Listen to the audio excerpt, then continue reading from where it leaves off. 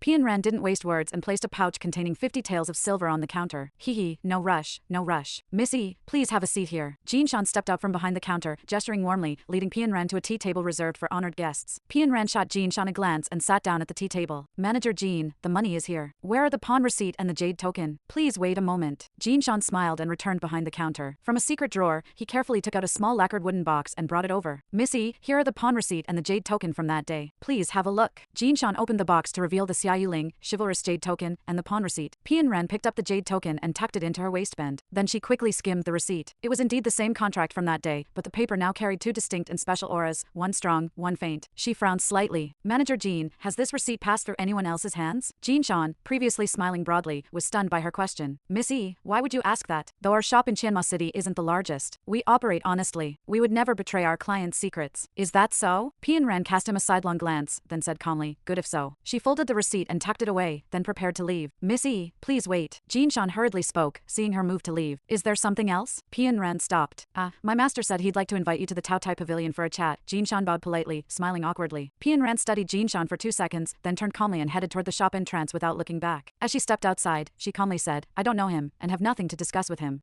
Missy, Jean Shan muttered, still smiling, but his expression stiffened. Outside the pawnshop, Pian Ran pulled out the pawn receipt again, her brows knitting deeply. She just wanted a moment of peace. Why did trouble always cling to her? Should she go to the Tao Tai Pavilion? She knew the receipt had been tampered with, and the mysterious master behind Manager Jean wanted to lure her there. She didn't want to know their intentions at all. All she wanted was to return to the riverside flower sea, be alone and quiet, and ignore this mess. If Yunkai were here, if he were still by her side, she could pass all this off to him. Whatever it was, he would shield her from it all. She was so reliant on him. But where was he? Closing her eyes, she tried to clear the chaotic thoughts swirling in her mind but failed. She crumpled the receipt into a ball and stuffed it back into her sleeve, then hurried onto the bustling street. The weather was warming, but the crowd still surged like a tide. Walking among the people, Pian Ran felt as insignificant as a speck of dust. The loneliness was unpleasant, yet why? When Yunkai was by her side, why did she choose to abandon him and chase this feeling? She suddenly couldn't understand her former self. Why did she ignore him so thoroughly before? Losing him had left such a sharp pain in her heart. Yunkai. Yi Yunkai. That name was etched deeply in her soul. Every time she thought of it, it hurt anew. If she could, she would forget him, yet she couldn't. No matter what she did, she always connected everything back to Ikai. Was this some kind of curse? Troublemaker. A curse rang out. She didn't turn around or stop. She didn't think the insult was meant for her. She knew too few people in this world for it to be. If someone really was cursing her, she might find it novel instead. Troublemaker. The insults followed her relentlessly. She ignored them all, none of her business. Troublemaker. Stop. The voice grew angry and clear. This time she heard it distinctly, just behind her, after she turned into a small alley. No one else was nearby, yet the curses persisted like a shadow. Was it really for her? She finally stopped and looked back. A young servant, carrying a heap of packages and belongings, was out of breath and glaring at her. Squinting slightly, she recognized him. Wasn't this Gu Xingwen, the personal attendant of Li Hanqing, the deputy chief of the sword-wielding manor, and leader of the chivalrous alliance, whom she had met outside the city? You calling me? Pian Ran glanced at him. Who do you think? I'm cursing you. Gu Xingwen rolled his eyes disdainfully. I heard you. Pian Ran said simply, then turned and walked away casually. Hey! Stop right there. Gu Xingwen was so angry he nearly jumped. If he weren't carrying so much, he would have grabbed her on the spot. She just brushed off his curses with such a boring response. Stop for what? So I can listen to more of your insults? Sorry, I'm busy. Pian Ran kept walking, her tone indifferent. Gu Xingwen really did jump this time. Dropping his burdens,